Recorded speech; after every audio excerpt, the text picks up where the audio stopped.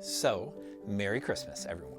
This is one of those times of year when it is a unique thing to be an American Christian and what that looks like, especially with what it looks like around Christmas, because we have two unique experiences that butt up side to side when it comes to this time of year. On the one hand, we have the American experience of Christmas, which is Santa and elves and gifts in the sleigh and all the things, which I love and enjoy. And we also have the unique Christian understanding of what it means that God was born into this world to assume our flesh and blood, to live alongside us, to see the world changed.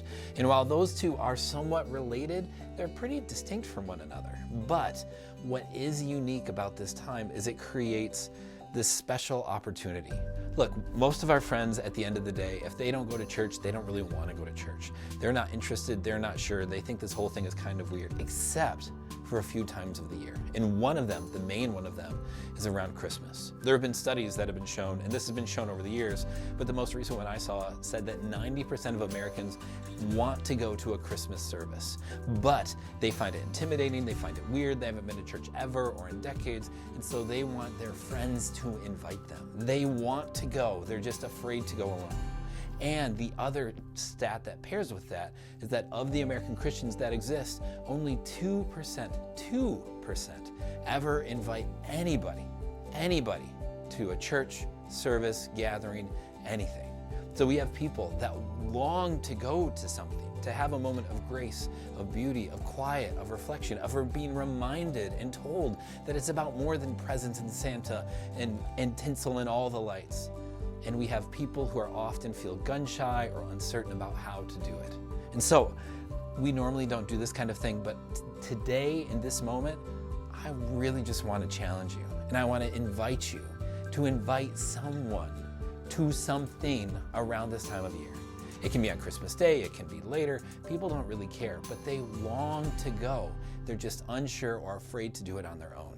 And if we're going to be people who model our lives after Jesus, people who say what he said and did what he did, inviting people into spaces that were new to them was something he did all the time. Though this isn't a high pressure, this isn't high stakes. If you don't do it, it's okay. God still loves you and so do I. But there is a unique opportunity before us to invite someone to a Christmas Eve carol sing, to come on a Sunday morning, to show up later, to even gather over coffee and have an experience where you can help foster something. Churches cannot live if we only focus on ourselves and take care of our own needs. We know we will slowly atrophy and die. The way churches become vibrant and grow is we engage in mission and vision. And those are strong things for us, that everyone comes to know Jesus. And we're going to do that by making disciples who make disciples, especially by focusing on serving young families and equipping the next generation. And so we want to invite you in this season to be a disciple who can do that. And maybe you can't. Maybe it's not the time, but we want to invite you to pray about that. Who could that be? What could that look like? If it's not this year, then when? Because again, almost everybody wants to come, and almost everybody is too afraid to ask. And how do we get those two to align? Grace and peace, friends. Have a good week. Merry Christmas if I don't see you between now and then, and may you make much of Jesus as we celebrate and remember all the things that are going on this time of year.